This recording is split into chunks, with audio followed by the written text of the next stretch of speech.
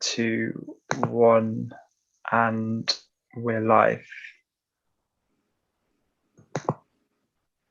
So I think we're live now. Good afternoon, everyone, and welcome to the second Exploring Economics event of our 2021 series.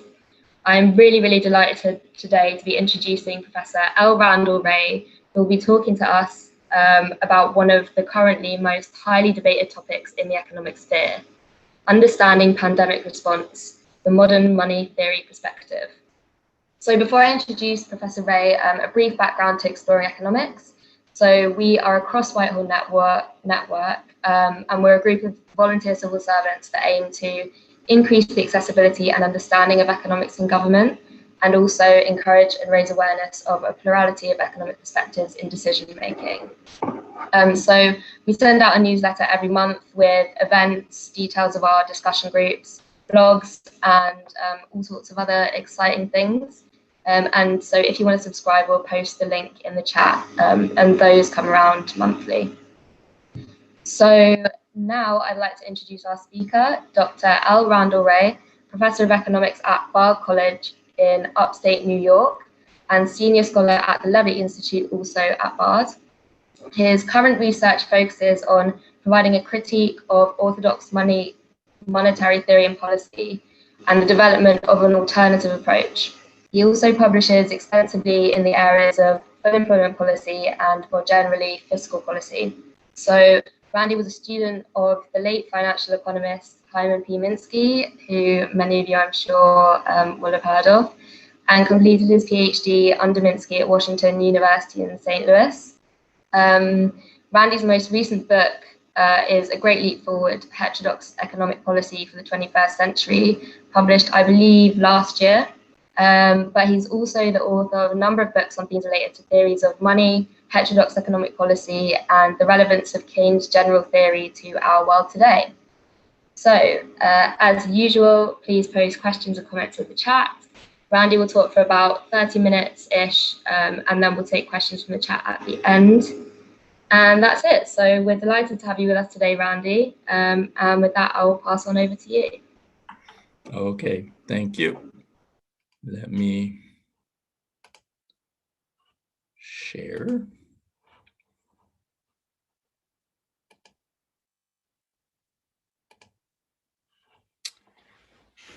Okay. So I'm going to discuss policy in the age of multiple pandemics. Of course, we all know we are in the COVID-19 pandemic. This probably will not be the last COVID-related pandemic. So unfortunately, we will face further health pandemics.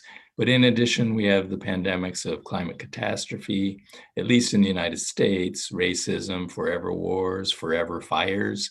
I'm in the western part of the US, which now has fire season just about year-round.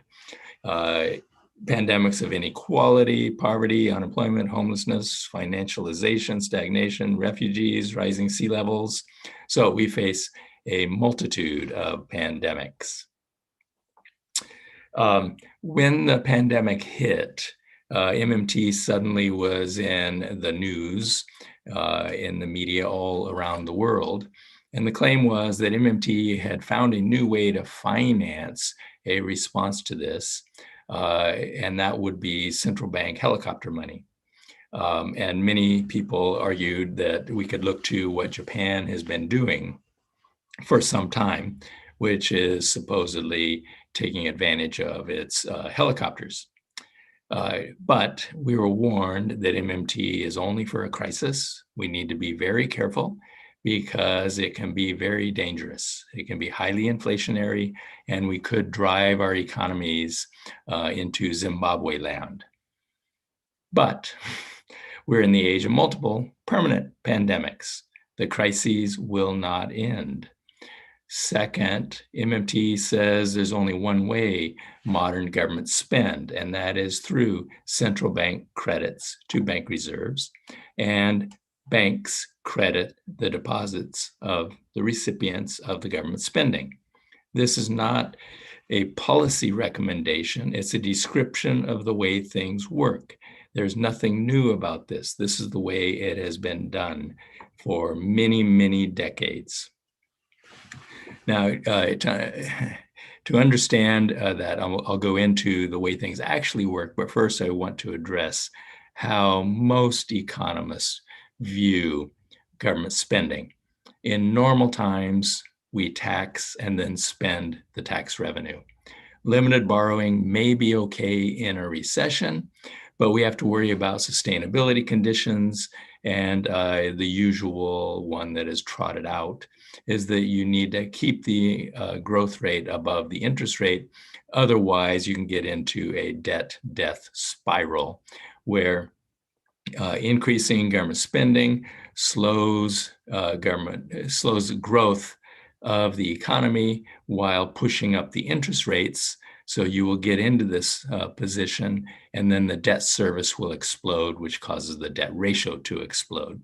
Furthermore, the debt burdens our grandkids who have to pay it back, and the result of all of this is secular stagnation.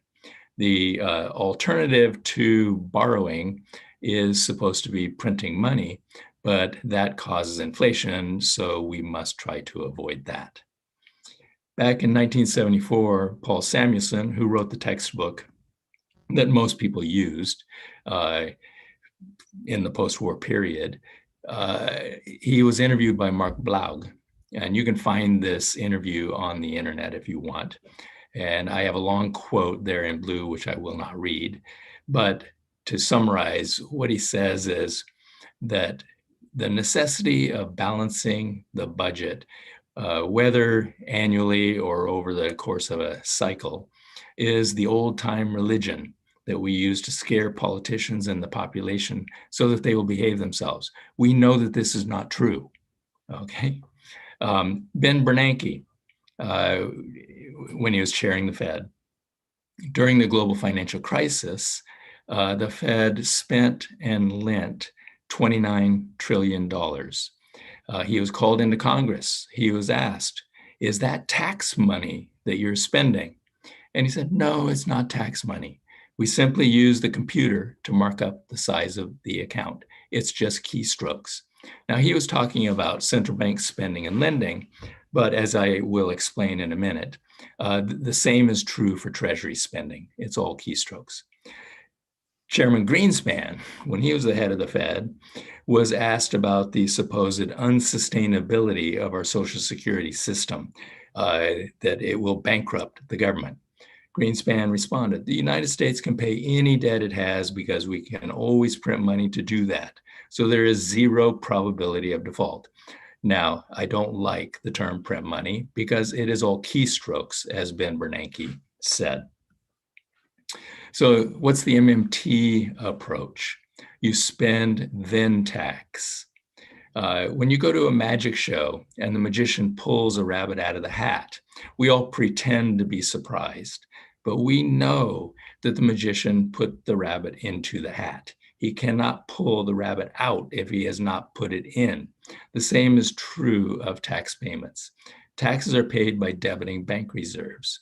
The only sources of reserves are Treasury spending, central bank purchases, or central bank lending. You have to put the reserve rabbits into the hat before you can pull them out.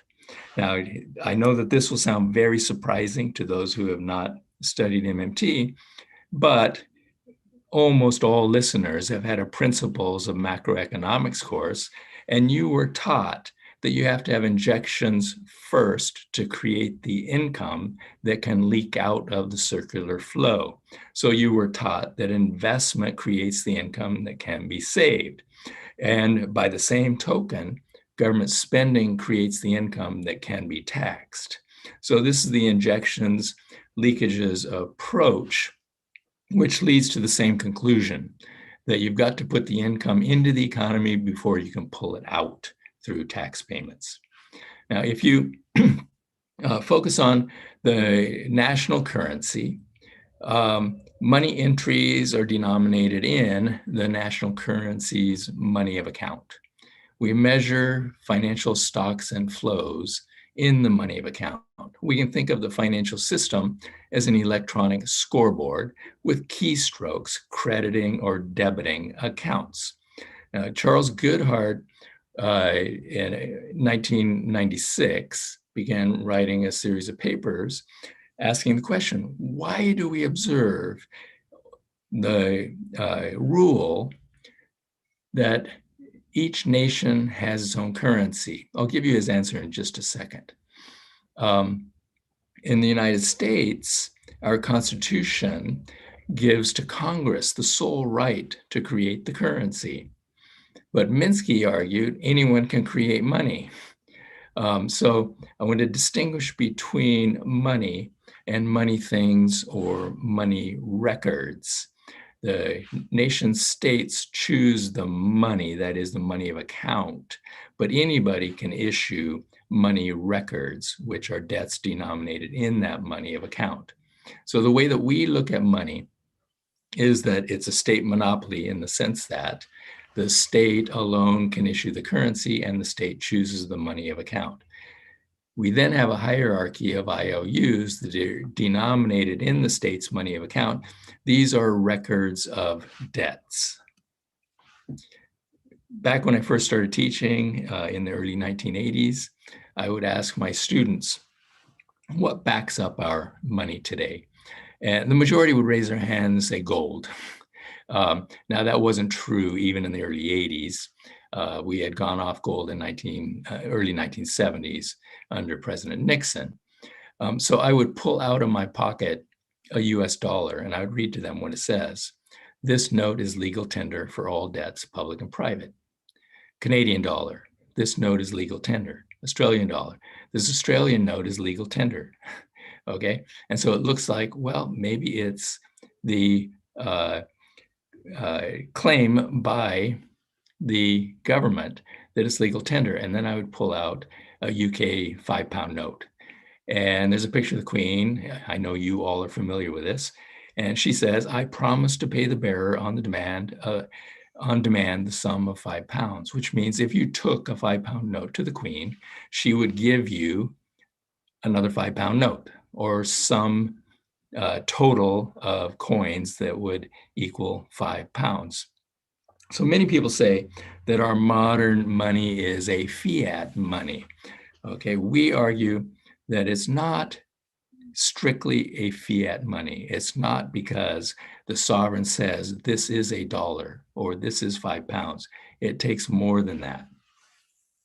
So we focus on the power of the issuing authority to give its currency value. It's not intrinsic, and that's obvious now that we no longer are on any gold standards.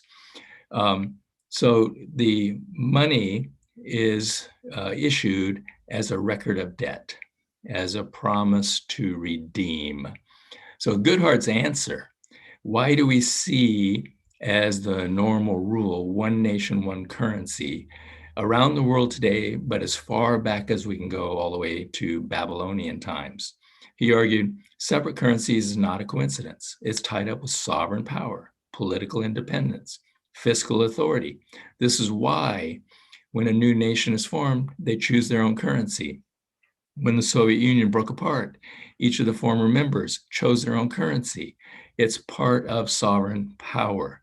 So what we focus on is the obligation that the state is able to impose on the population.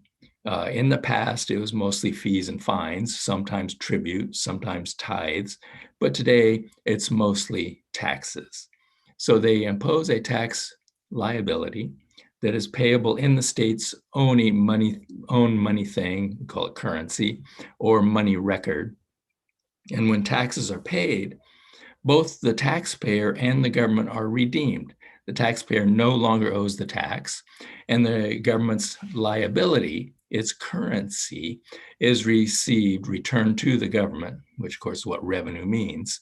And it redeems both the taxpayer and the government simultaneously. And I put the term hallelujah here because you notice we use the term redemption in both religion and in reference to money. So what we have is a quadruple entry bookkeeping system. 4 entries are wiped clean when taxes are paid.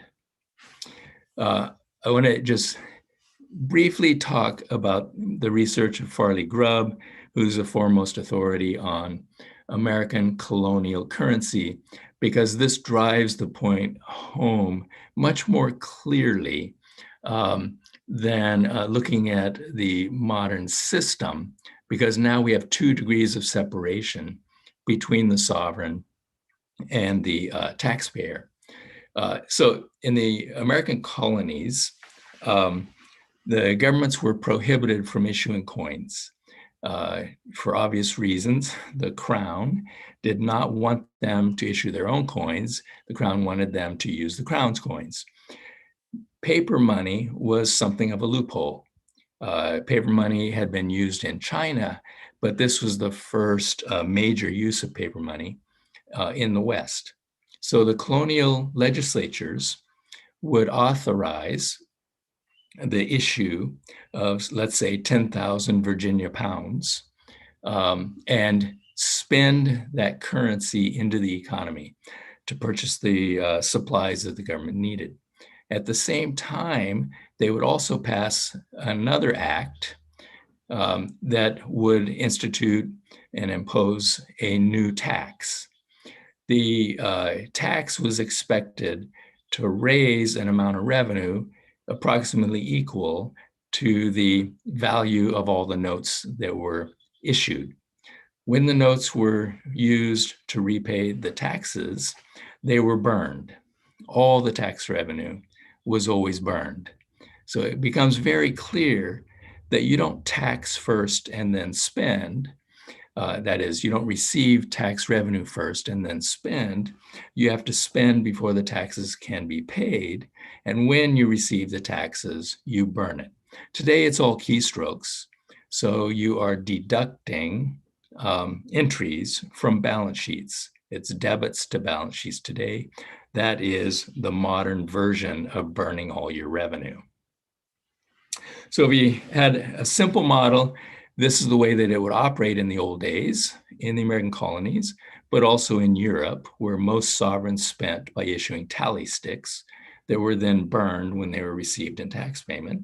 The sovereign spends the currency into the economy, and the taxpayers pay their taxes using the currency, which then can be burnt or melted down to serve as the basis of a new coinage. Today, as I said, we have 2 degrees of separation. We have a central bank and we have private banks that stand between the Treasury and the recipients of Treasury spending, as well as the taxpayers. So the central bank makes and receives all payments for the Treasury by crediting bank reserves in the case of Treasury spending, and the banks then in turn credit the contractor's deposit account. When taxpayers pay their taxes, banks debit their demand deposits, and the central bank debits the bank's reserves. So this is why it's not so obvious that you have to spend first and then tax, because we don't have treasuries spending by issuing currency that they then burn when they receive it back in taxes. Instead, it's all keystrokes with 2 kinds of banks between the Treasury and the contractor. Oops. So the central banks facilitate payments by and to the state. Payments by the state efflux money, that is, they put it into the economy. Taxes reflux money, they return it to the issuer. They don't finance government spending. Taxes are for redemption, not to provide something the government can spend. Bonds do not finance the deficit. This one's a little bit harder to explain, and I'll save it to Q&A if anyone wants to go through the details. But the point is, the government spending has already been covered by the efflux of central bank money in the form of reserves. The deficit is ex post, it's after the reflux of tax payments that this occurs. And bond issues are really part of monetary policy operations. They're not a borrowing operation. And quantitative easing makes that more clear. What quantitative easing is doing is removing all the bonds that have been issued to keep interest rates up, and then they pay interest on reserves as a substitute for the bonds in order to keep interest rates on target. Government spending takes one form only. Congress or Parliament authorizes the spending. The Treasury cuts the checks, or today it's mostly electronic. The central bank clears them by crediting reserves. The budgetary outcome is known only ex post. So whether the budget is going to end up in a deficit, balanced, or surplus isn't even known at the time that the spending occurs. Therefore, there's no special kind of spending that you undertake when you're going to end up with a deficit, because you don't know whether there will be a deficit at all. As Stephanie Kelton, my former student and colleague, always argues, cash registers do not discriminate. In other words, there's nothing special about government spending in comparison to private spending. Too much spending, government or private, can cause inflation. As Keynes argued in the general theory, true inflation only occurs beyond full employment of resources. You can get what he called semi-inflation well before full employment due to factors such as bottlenecks or pricing power of monopolists or oligopolists. But it's doubtful that austerity is useful to fight semi-inflation. And Keynes argued you should not use austerity to fight semi-inflation. For a good example of two different approaches to fighting inflation that is caused by pricing power, we can look to OPEC. When they quadrupled the price of oil in the early 70s, the US and many other countries responded with austerity, from which you could argue we've never recovered, while Japan chose instead to increase their energy efficiency. Now, which of those two responses make the most sense and actually led to the better outcome? We should have followed Japan's example and tackled the problem directly, rather than imposing austerity for a case of semi-inflation. Many people argue that Japan is an example of a country that's following MMT policy because it has huge deficits and has had them for 30 years. MMT is not a proposal to ramp up deficit spending. It's not a call to deficit spend. It follows Abba Lerner's functional finance approach. Budgeting should be functional to pursue full employment, moderate inflation, sustainable growth, greater equality, and environmental sustainability.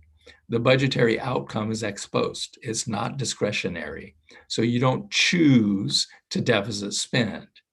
Deficit spending is not something special that you do. You may end up with a deficit at the end of the year if you increase spending, but you might not.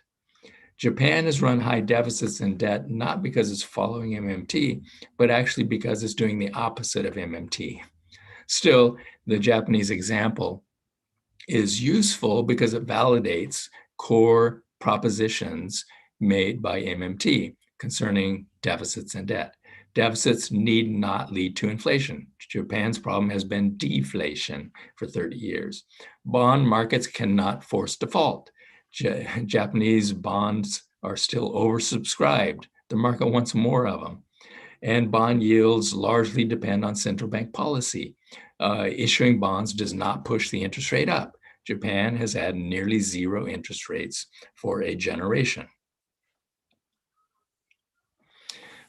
What Japan has been doing is using a stop-go-stop policy. This is not a recommendation of MMT.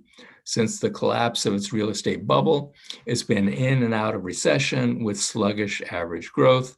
In recession, it does use some limited fiscal stimulus, It usually overstates what it's going to do. It never quite reaches what it says it will do, because as the recovery begins, the stimulus is removed, and often taxes, especially consumption taxes, are raised to deal with the deficit. So they think they can take advantage of the beginnings of a recovery to try to retire the debt.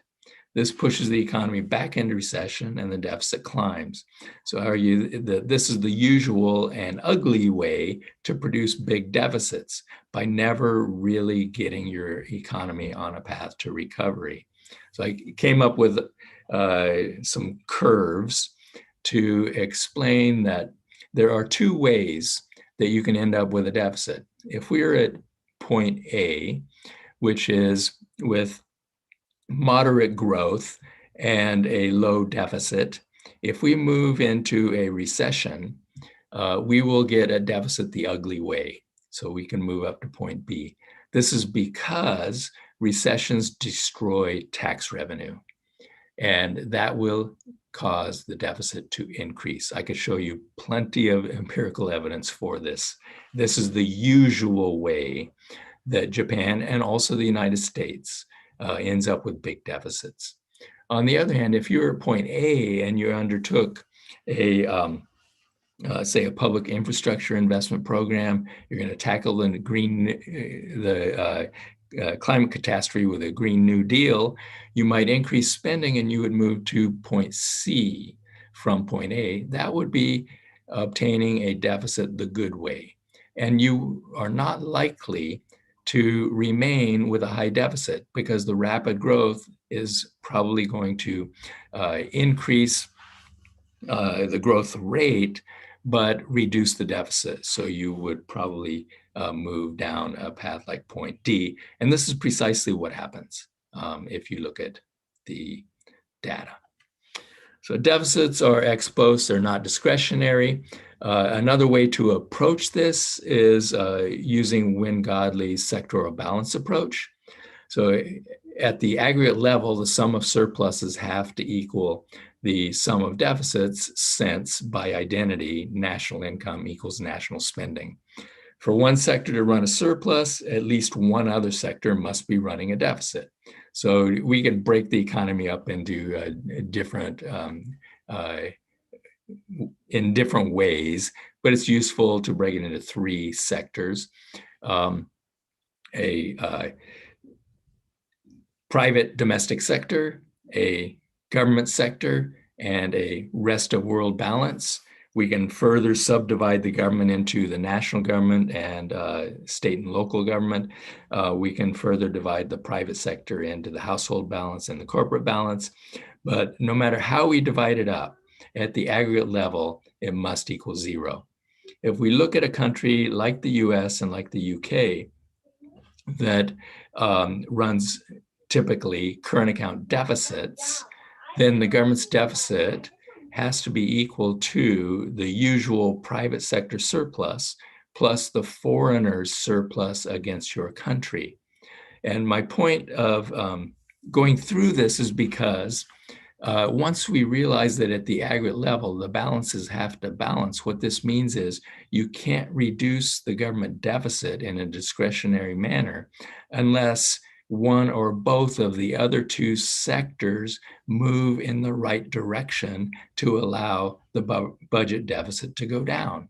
So for example, you could have the private sector surplus falling, which is not necessarily a good thing, or somehow you have to get the current account to move toward a surplus, which is not discretionary because it depends on the actions of the rest of the world.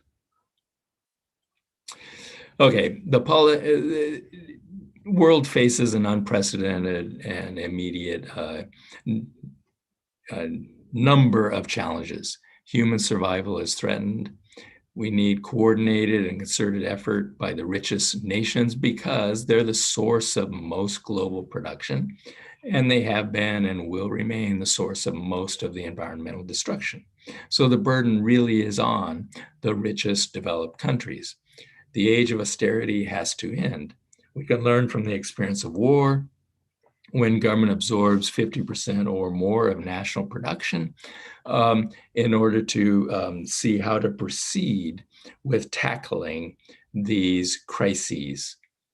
We can look back to Keynes's little book, How to Pay for the War in 1940, in which he laid out a strategy that would allow the UK to mount the war effort without causing inflation. And if you look at the experience in World War II of the United States and the UK, both of them were able to mount this almost unprecedented mobilization of resources with very low inflation for the first time ever. Typically, wars lead to very high inflation. So what Keynes argued that the problem you face is not one of finance. Government, he says, can always find the cash to pay for its purchases.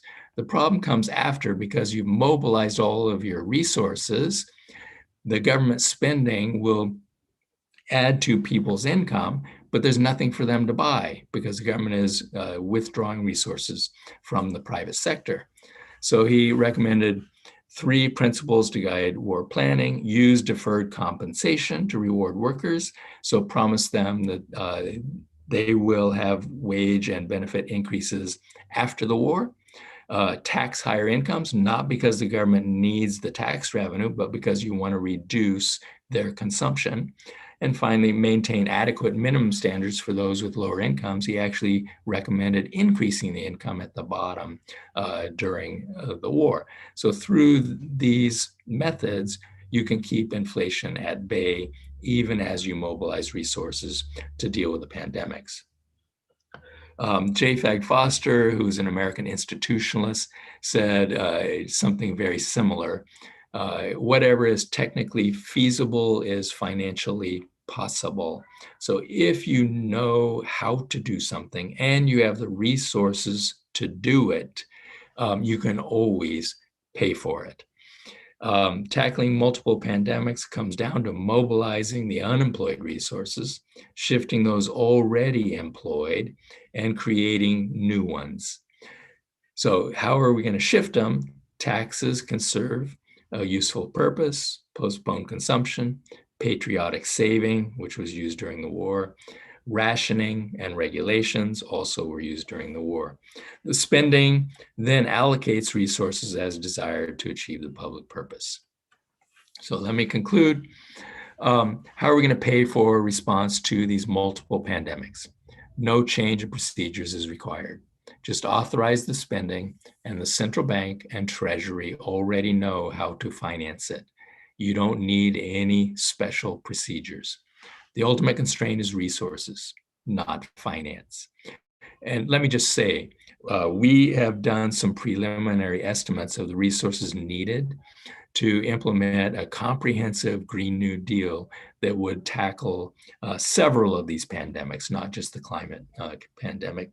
And it turns out we're talking about perhaps net up to 5% demand on resources.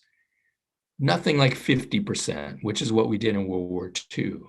5% net increase of demand for resources to tackle what really is a threat to human survival. So it's easily doable, I would argue. The budgetary outcome is neither discretionary nor worrying. Interest rates are determined by central bank policy. I also could present plenty of data to demonstrate that, not by markets. And inflation can be avoided by policy focused on mobilizing the resources and releasing them as necessary. So I believe that is it. And we can move to Q&A. Great, thank you so much, Randy. An incredibly well articulated challenge to what I think is quite an entrenched understanding that, you know, the majority of us have and sort of grow up with about the cycle of taxation and government spending and the implications of both of those. So I really encourage people to keep posting questions in the chat. We've got until 5, we can go a bit over it if there's lots of questions. And there's already a good few in there, so let's just launch straight in and take them one at a time. So I think I'll start with one from Kira. So they're saying that Karani, Marx, and Friedman all seem to think that full employment is inflationary or destabilizing. And can capitalism persist without the threat of unemployment to discipline labor? And what sort of MMT's take on that? Yeah, well, of course, most advocates of this notion of a NAIRU, or a natural rate of unemployment, have this view that you need a pretty high unemployment rate to keep inflation at bay. And the idea is that the unemployed workers are desperate for work. And so they will help to depress wages. And that will keep wages in check, which will keep inflation in check. Okay, so the idea is you need what we call a buffer stock of unemployed labor to keep wages in check. Okay, the problem with this is that first, in the real world applications, the measurement that they use of the unemployment rate is not correct. Okay, so we've established ways to measure the unemployment rate, and their estimates of NAIRU are consistently shown to be wrong. So we were always taught at 6%, and then we got down in the Clinton boom, and then again more recently in the housing bubble, and then in the recovery up to the pandemic. We keep getting down well below what they say is the NAIRU, and there's no inflation pressure. Okay, so I mean, you could say that that's a measurement problem, but the theory is still correct. Okay, so let me move on to the problem with the theory. It presumes that when people are unemployed, they remain employable. That is, that they are good substitutes for workers who are already employed. Now, that is simply false. Employers much prefer to hire someone who's already employed. Okay, so they would prefer to bid workers away from other employers over hiring the unemployed. And the longer that someone is unemployed, the more unemployable they become. So what we've seen over time is that when you have a measured unemployment rate of, say, 6%, more and more of that is made up of people who are long-term unemployed. Long-term unemployed actually are not an effective buffer stock because they're not seen as a good substitute. So what I'm saying is the quality of the buffer stock deteriorates very fast. And if you have relatively sluggish growth, which we've all had since the early 70s, this stock of unemployable labor tends to grow over time. It's passed through generations. If your parents aren't employed, it's very likely you're going to be out of the labor force, probably.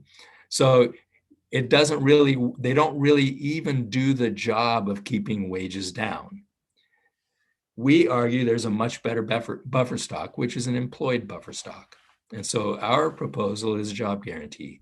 You keep people working so that they can demonstrate that they are available to work. In a well-designed program, they will be gaining new skills and experience that will be desirable by the private employers, so that they actually become more employable when they're in the program, maybe even than they were when they were employed in the private sector. So that would be the ideal. So they're actually gaining skills, experience, maybe even education on the job. That buffer stock will do a much better job, and you do it without unemployment. You allow people to earn a living. And that just has so many both social and private benefits. It benefits the individuals and their families, but it has social benefits too, in keeping people employed in social networks and also doing useful things. So we argue not only does it work better to hold down wages, but it also is socially and individually better. And then finally, it is a way to raise working standards, because whatever the standards are in that job, they will become the standards in the private sector. So whatever wage you pay, the private sector will have to meet that. Whatever benefits you give, the private sector will have to meet that. How you treat your workers, the private sector will have to meet that. So it's a way to gradually increase living standards and labor standards over time. That's great, thank you. And yeah, the idea of the mechanisms behind the buffer stock and what's really causing wages to increase is something that when I was reading about MMT, it really, really did make me think. It's incredibly thought-provoking how, I don't know, how we are really just taught, one perspective sometimes. How important it is to really deconstruct that and think about the logic behind it. So that was a great question. I'm going to now move on to one about central banks. So we've got Ben asking, what would you see as the impact of MMT on central bank independence? And yeah, I guess tied to that is a question I sort of had, which was, what are the challenges of central banks sort of being less independent, and maybe there's some sort of political issues there. Okay. All right. Central bank independence is a myth. They don't have independence. Okay. Now, I know what most people mean by that is that they are free to fight inflation. Okay, so they can formulate their whatever tools they have as they desire in order to fight inflation. But also there seems to be some belief that they can hold the Treasury in check, that they can hold the Congress or the Parliament in check. If you have crazy politicians who want to ramp up the deficit, the central bank can stop that. But they cannot. They're not going to bounce Treasury checks. One time in Australia, Bill Mitchell asked the central banker, would you ever bounce a Treasury check? And the guy thought for 10 seconds, said, no, of course we wouldn't do that. Of course they won't do that, because if you can't trust a Treasury check, are you going to trust the payment system? Of course not. So they're never going to bounce the check. If Congress or Parliament has authorized the spending, they've already told the Treasury they can do it. And no central banker in the world is going to bounce the Treasury's check. They cannot say no. Now, what could they do? If they believe it's going to be inflationary, they can raise the interest rate. That's what they can do.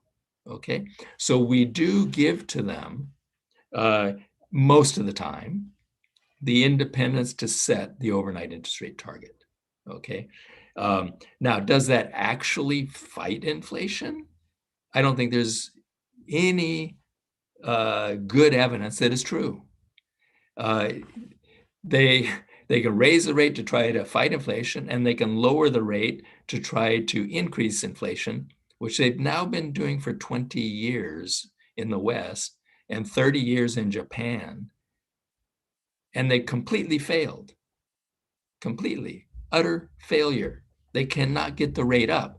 Now, when we had higher rates in the 80s and part of the 90s, and the rates came down, they all patted themselves on the back. We did that, okay?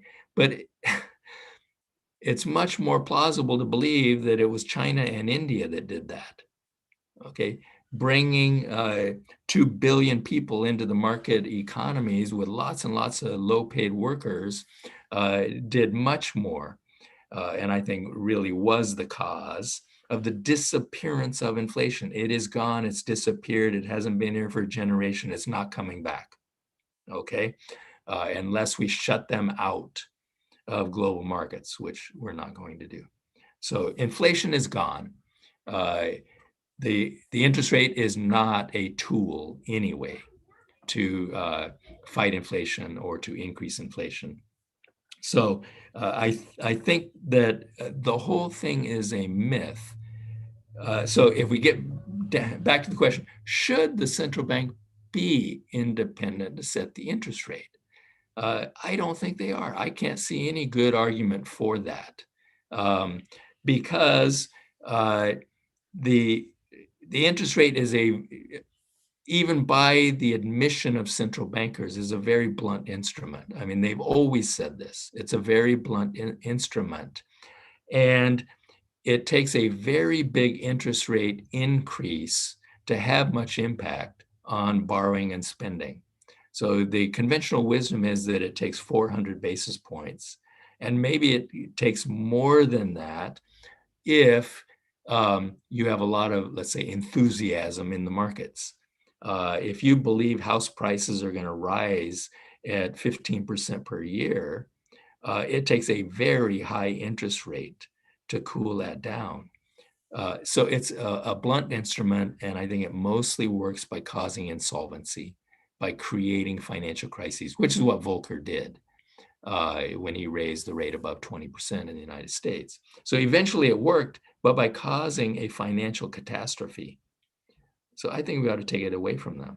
And sometimes we do, such as in wars. World War II, we took it away from the Fed. We said, we are going to have a low interest rate.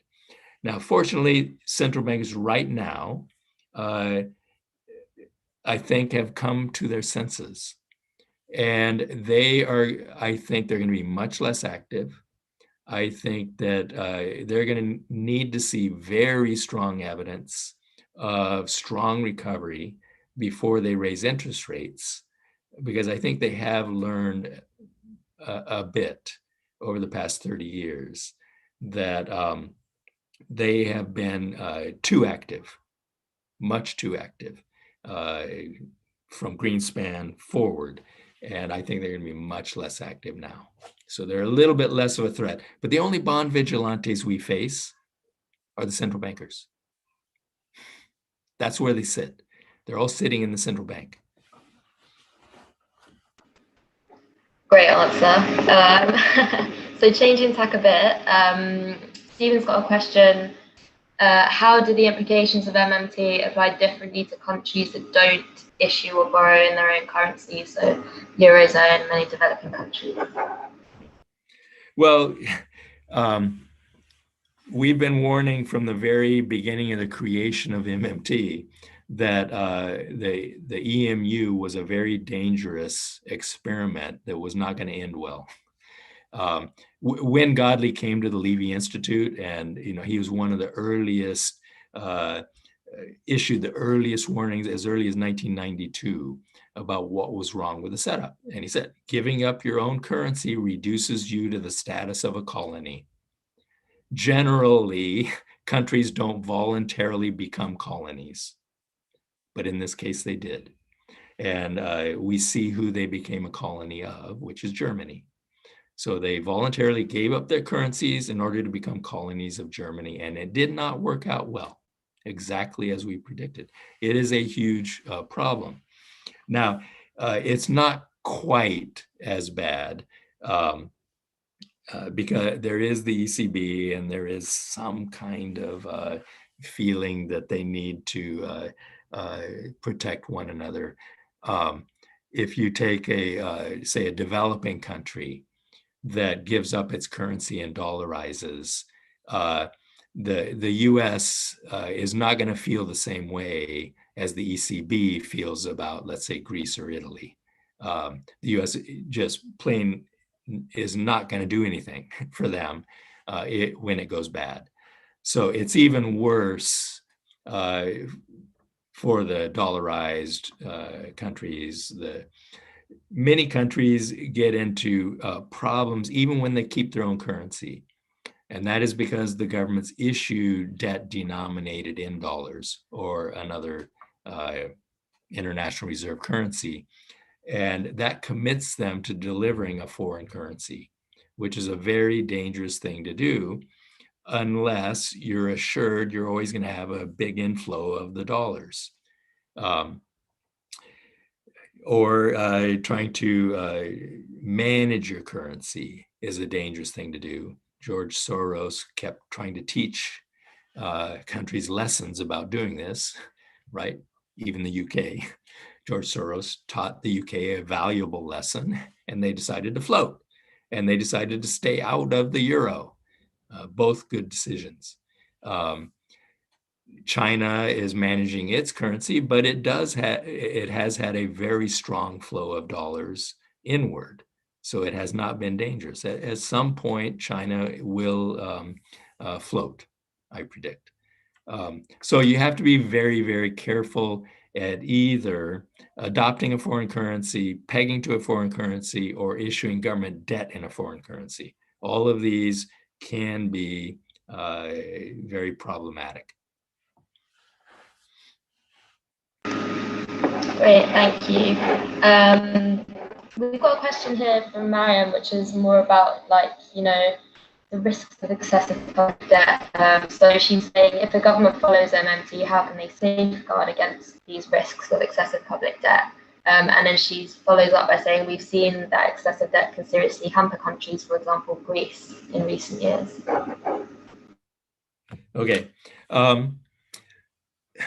So Greece, of course, gave up its currency. So it is an example of problems if you give up your currency. It's not as bad as, say, Ecuador, which adopted the US dollar, because the fate of Greece is in the hands of the ECB. And if the ECB will rescue Greece, there's no problem. Okay. So it's not quite as severe. Look, deficits are created in both the good way and the bad way. All right. So if you get a deficit because your economy goes into a deep recession, and this is how most big deficits occur. What happens is that as the deficit grows, that is adding income into the economy, net income, because by definition, a deficit means the government is spending more than tax revenue. That puts a floor to aggregate demand. Eventually, the economy starts to recover. As it recovers, tax revenue goes down and the deficit decreases. If you do get a strong recovery, the budget will move towards surplus. But again, it's going to depend on the other two sectors too. It depends on whether the private sector starts ramping up its spending and reducing its surplus. But that can be partially offset by, do you start importing more as your economy recovers, which would be, say, the UK and the US. Typically, your current account deficit goes up as you recover. So that will limit how much the government's deficit can improve. I'm putting it in quotes because I don't see any advantage to this at all. But the budget deficit will go down to the extent that those other two balances allow it to adjust. The question is, can the deficit become too big? Well, the government can make all payments. As long as all the debt is in its own currency, it makes the payments on the debt through keystrokes. That's how it pays the interest. The government never needs to repay the debt, in spite of what everyone says, our grandkids will have to pay off all that debt. That is just false. In the United States, we only paid off the federal government debt one time. That was in 1837. That was the only time we repaid the government debt. We went into our first depression.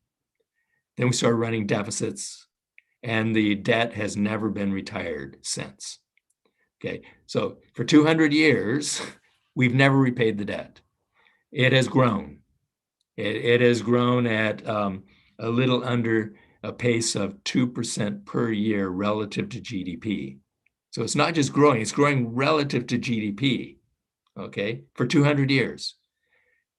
If something has gone on for 200 years, I start to think, it could go on even longer, okay?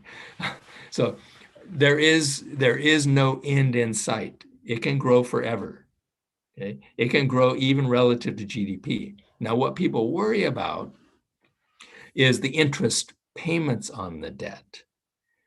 So that's what the G greater than R is, the growth rate above the interest rate.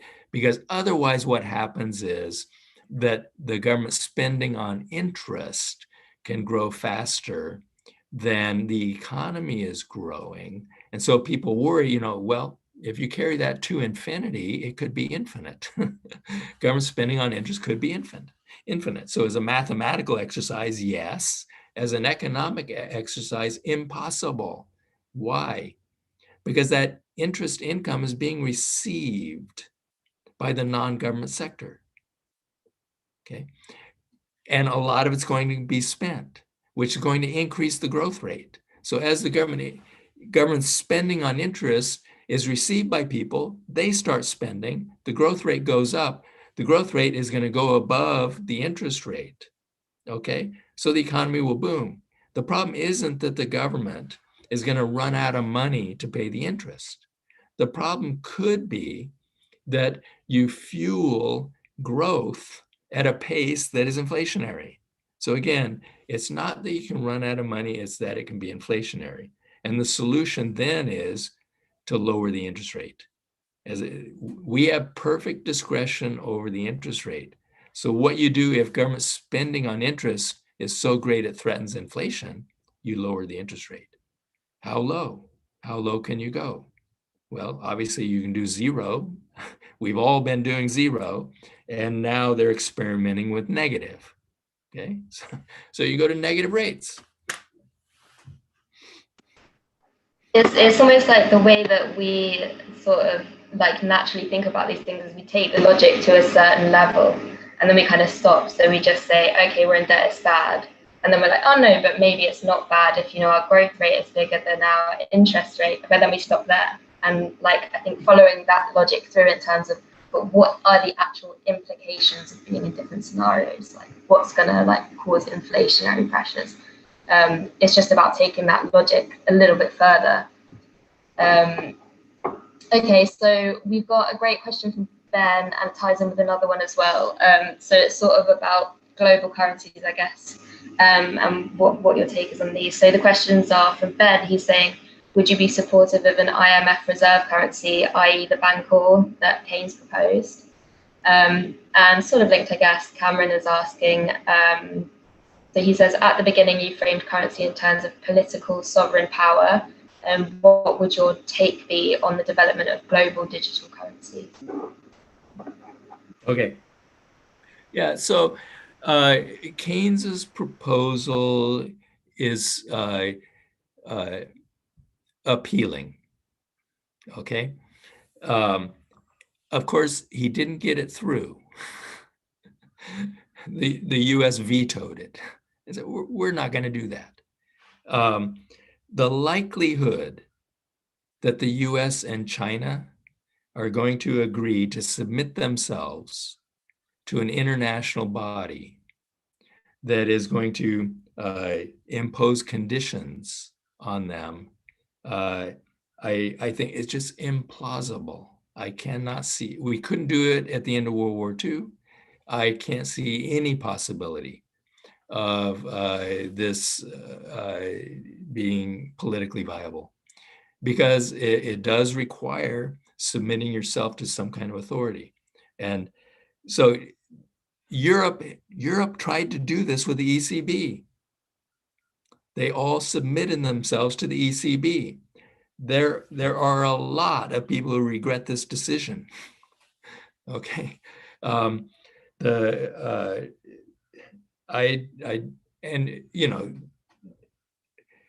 Europe had been moving toward unity in many, many ways, successfully, integrating standards and all of that. But then it came to money. And I think it's been a disaster.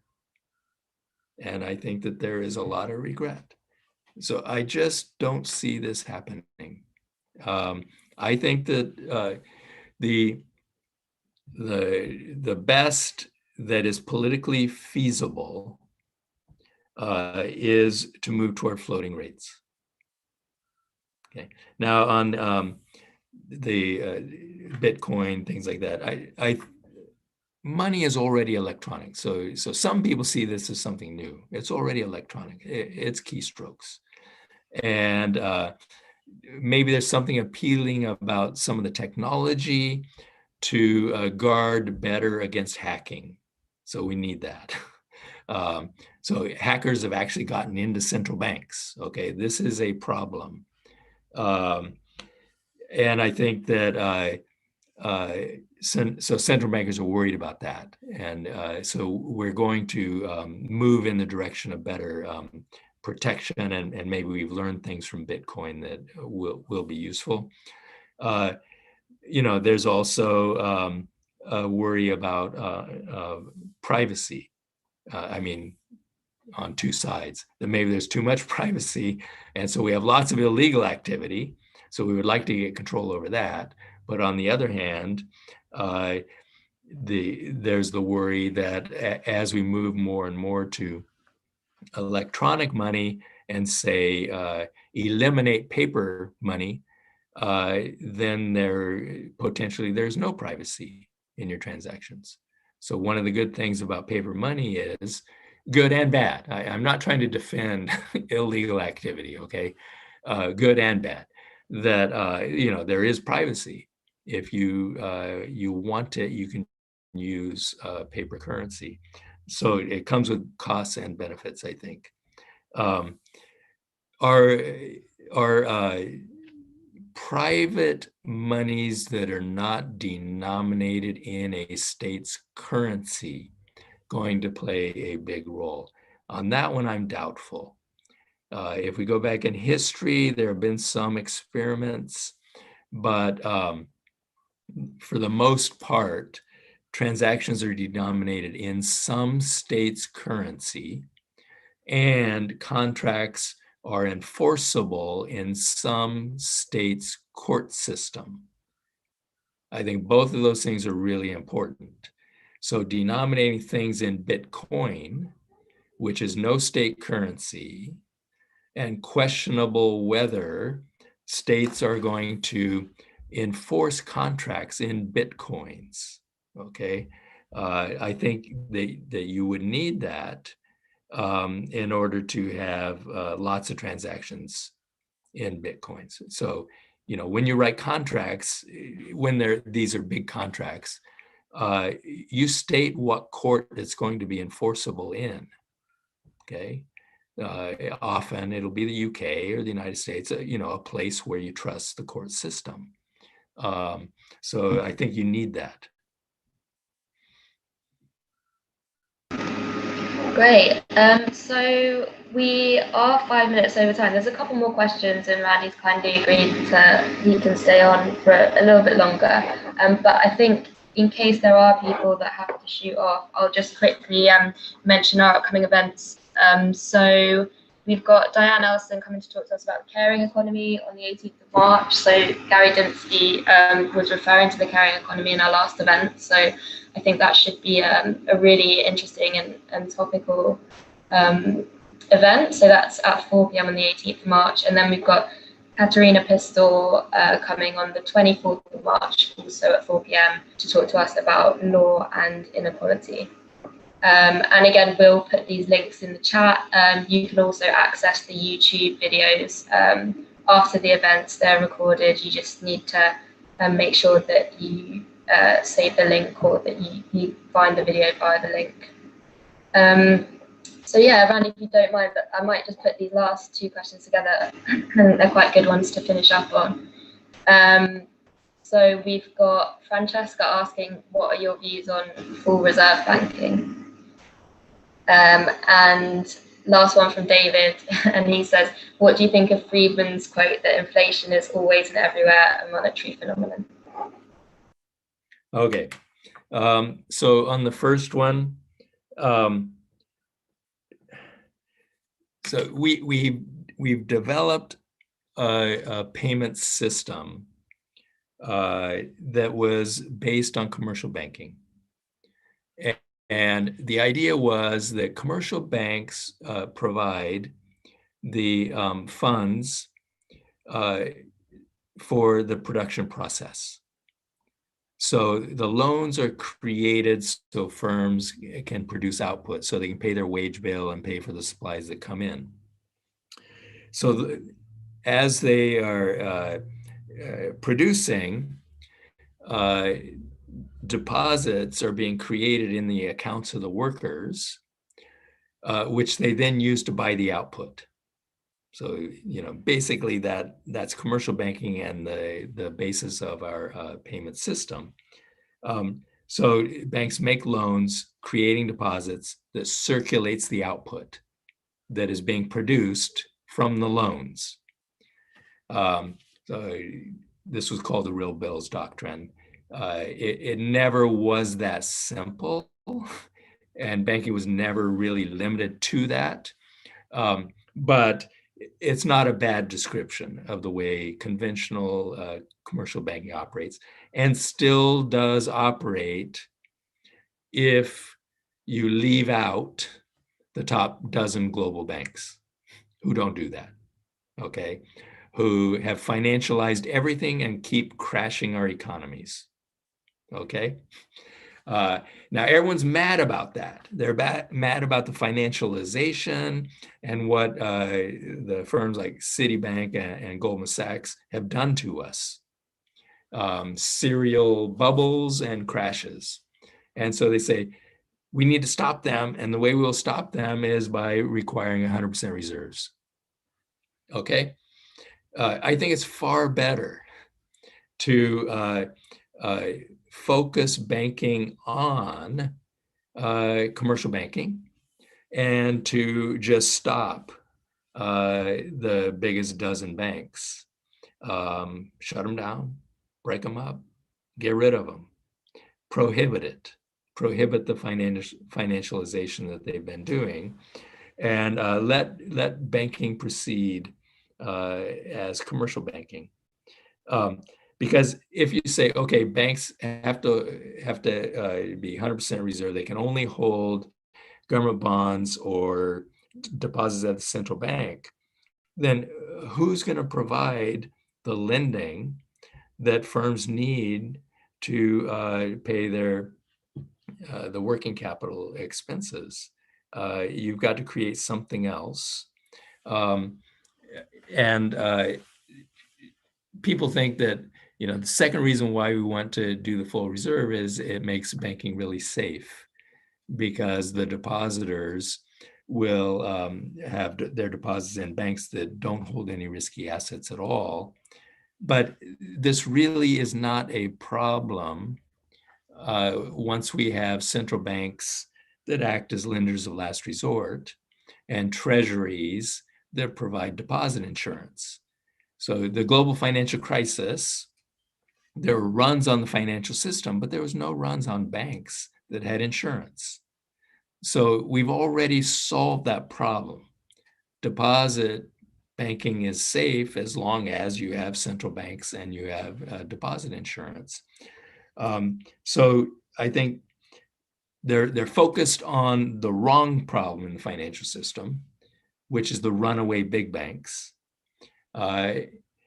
And focused on a non-existent problem, which is the riskiness of deposits. So it's not really tackling. Okay, Friedman. Well, Friedman fudged his data. There's no other way to put it. The data cannot be replicated. Okay, trying to show this close correlation between money and inflation. It just does not exist. And that became very, very apparent in the 1980s. I know that this term is still believed by many people, but central bankers don't believe it anymore. They gave up money targets because money was no longer linked to inflation or to GDP.